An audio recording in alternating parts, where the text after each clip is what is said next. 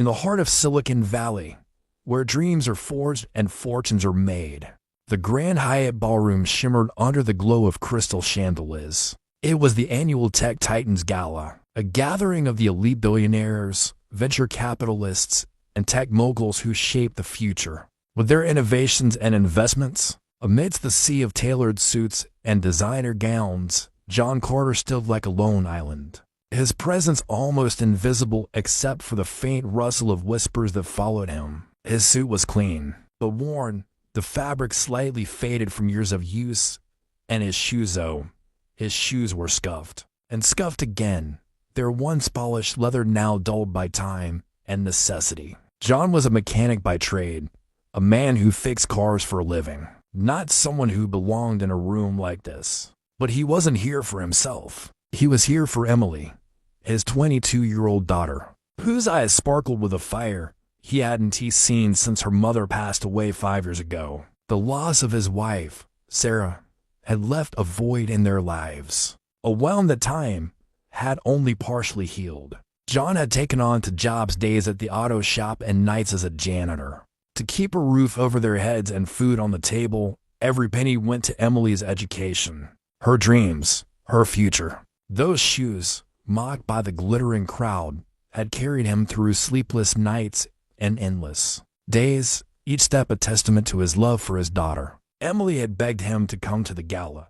"Dad, this is our chance," she had said, her voice trembling with excitement and nerves. "There might be someone here who can help with my app." Her app, Code for Kids, was her passion project and educational tool designed to teach coding to children from low-income families. She had spent countless nights hunched over her laptop, coding, testing, and refining, all while juggling part-time jobs to help pay the bills. John admired her determination, even if he didn't fully understand the world she was trying to enter. He had seen her pour her heart into this project, driven by a belief that every child deserved a chance to dream big, just as she did. So, he had agreed to come, donning his best suit and polishing his shoes as best he could. Though they still bore the marks of a life lived on the edge of survival, standing in the ballroom, surrounded by wealth and privilege, John felt like an imposter. He clutched a glass of water he couldn't afford the champagne and tried to blend into the background, his eyes scanning the room for Emily, who was somewhere networking, her enthusiasm a beacon in this sea of cynicism. As John stood near the edge of the room, a shadow fell over him. Turning, he saw a man whose presence commanded attention. Alexander Grant, the billionaire host of the gala, stood before him, his tailored suit immaculate, his watch glittering with diamonds, and his shoes polished to a mirror shine. Alexander was a legend in the tech world, a man who had built an empire from nothing, his name synonymous with success and ruthlessness. His sharp wit and sharper tongue were as famous as his wealth, and tonight they were aimed at John. "Nice shoes," Alexander said, his voice laced with mockery as he glanced down at John's feet. "What, did you polish them with motor oil?" The room seemed to freeze. Laughter erupted from the nearby guests, their chuckles like shards of glass cutting through John's pride. He felt his face flush, his hands tightening around the glass. Memories flooded back, nights spent scrubbing floors, days spent under cars, the constant worry about bills, and the ache of missing Sarah. He wanted to disappear, to melt into the floor and escape the humiliation. But he stayed silent, his jaw clenched, knowing that any response would only fuel the laughter. Before John could muster a word, Emily was there, her small frame suddenly towering with indignation. Her eyes blazed with a mix of anger and determination, her hands trembling but her voice steady. "Excuse me," she said, stepping between her father and Alexander. "My father works 2 jobs to support us.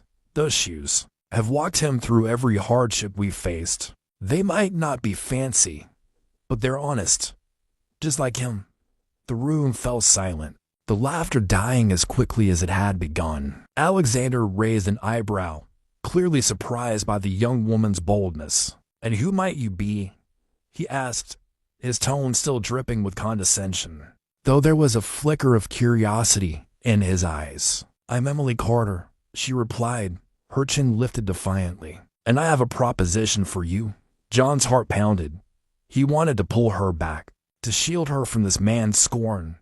But Emily was already speaking, her words flowing with the confidence of someone who believed in her cause. She stood tall, her simple black dress a stark contrast to the opulence around her, her voice carrying the weight of her dreams. "I've developed an app called Code for Kids," Emily began, her voice steady despite the sea of eyes on her. "It's designed to teach coding to children from low-income families, giving them a chance to learn skills that can change their lives. It's been tested in schools, and the results are incredible. Kids are learning, they're excited, and they're dreaming bigger than ever before. But I need funding to scale it up, to reach more children across the country. I believe in this project, and I believe it can make a difference." Alexander stared at her, his expression unreadable. For a moment, the room was silent, the weight of her words hanging in the air. John watched, his heart swelling with pride and fear. He knew how much this meant to Emily, how she had poured her soul into this app, driven by memories of her own childhood, when books and a second-hand laptop were her escape from their struggles. Then, Alexander laughed a deep, booming laugh that echoed through the ballroom. "You've got spirit, kid," he said, his eyes glinting with something that wasn't quite mockery anymore. "I'll give you that. Tell me more about this app of yours." Emily didn't hesitate. She pulled out her phone, her fingers flying across the screen as she showed him the app's interface. The data from pilot programs, and the testimonials from teachers and parents. She spoke with passion, her voice steady and clear, her eyes never leaving Alexander's face. She explained how the app used interactive games to teach coding concepts, how it was accessible on even the most basic devices, and how it had already helped children in local schools write their first lines of code. She shared stories of kids who had gone from feeling hopeless to dreaming of careers in tech, their eyes lighting up with possibility. John watched in awe, his shame forgotten. This was his daughter, the girl who had grown up too fast, who had seen more hardship than anyone her age should, but who had never stopped believing in a better future.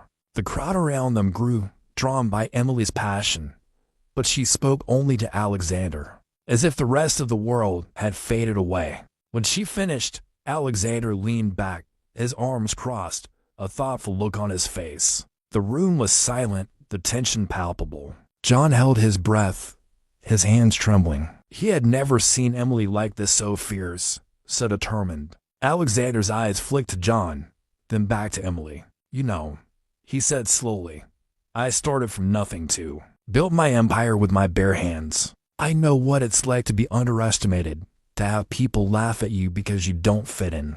He paused, his gaze softening. "But I've never seen anyone pitch with as much heart as you just did." He leaned forward, his voice firm. "I'll give you $5 million, not as charity, but as an investment. I want to see this succeed." Emily's eyes widened, her mouth opening in disbelief. "Thank you," she whispered, her voice trembling with emotion. "Thank you so much." John felt tears prick his eyes, his chest tight with pride and relief. This was more than money, it was validation of Emily's dreams, of their struggles, of every sacrifice he had made. "But there's one condition," Alexander continued, his gaze shifting to John. "I want your father to be involved. I think he has a lot to teach me about hard work and humility." John blinked, stunned. "Me? But I'm just a mechanic," he stammered, his voice barely above a whisper. Alexander shook his head, a faint smile playing on his lips. "No, you're a father who raised an incredible daughter despite all odds. That's worth more than any business degree." The crowd murmured, some nodding in approval, others whispering in surprise. John felt a warmth spread through him, a sense of worth he hadn't felt in years. Alexander extended his hand, and John shook it, his callous palm meeting the billionaire's smooth one. For the first time that night, John didn't feel out of place. He felt seen. If you believe in kindness, second chances, and the power of determination, please like, comment, share, and subscribe to Kindness Around Us for more inspiring stories like this. The weeks that followed were a whirlwind.